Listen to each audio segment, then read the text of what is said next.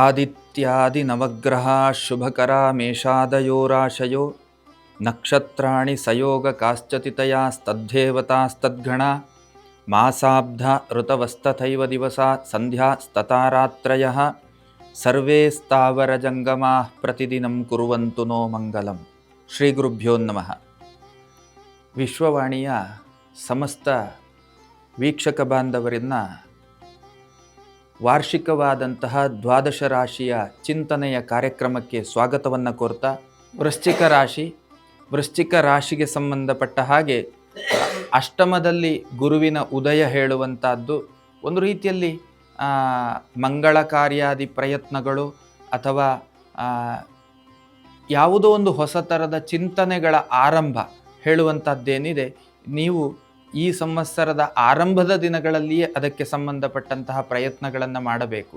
April ಕಳೆದರೆ ಮತ್ತೆ ಒಂದು ರೀತಿಯಲ್ಲಿ ಎಲ್ಲಿಯೋ ತಾವಂದುಕೊಂಡ ರೀತಿಯಲ್ಲಿ ಕೆಲವು ಕೆಲಸ ಕಾರ್ಯಗಳೆಲ್ಲ ಮುಂದೆ ಸಾಗುವುದಕ್ಕೆ ಕಷ್ಟಕರ. ಮತ್ತು ವಾಸ್ತವ ವ್ಯವಸ್ಥೆಯಲ್ಲಿ ಆ್ಯಸ್ ಇಟ್ ಈಸ್ ನಾವು ರನ್ನಿಂಗಲ್ಲಿ ಇರ್ತೇವೆ ಅಂತ ಹೇಳುವಂತಹ ವ್ಯಕ್ತಿಗಳಿಗೆ ಯಾವುದೇ ದೊಡ್ಡ ಆತಂಕ ಹೇಳುವಂಥದ್ದು ಖಂಡಿತವಾಗಲೂ ಇಲ್ಲ.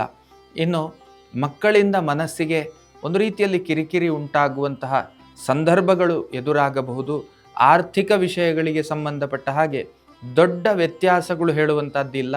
ಹಾಗಂತ ಬದುಕಿಗೆ ಯಾವುದೇ ತೊಂದರೆ ತಾಪತ್ರಯಗಳು ಕೂಡ ಆಗದೇ ಇರುವಂತಹ ಸ್ಥಿತಿ ಇದೆ.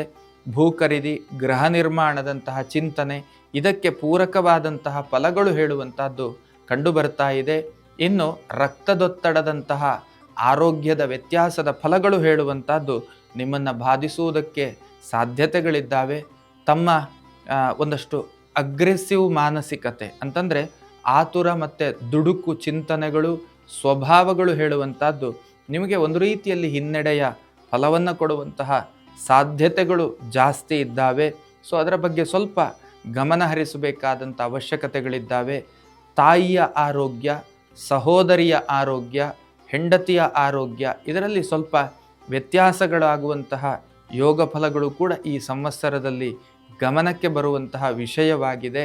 ಮಕ್ಕಳ ಆರೋಗ್ಯದಲ್ಲಿಯೂ ಕೂಡ ವ್ಯತ್ಯಾಸಗಳಾಗುವಂತಹ ಸಾಧ್ಯತೆಗಳು ಜಾಸ್ತಿ ಇದ್ದಾವೆ. ವಿದ್ಯಾರ್ಥಿಗಳಿಗೆ ಶುಭ ಸೂಚನೆ ಹೇಳುವಂಥದ್ದು ಉಂಟು.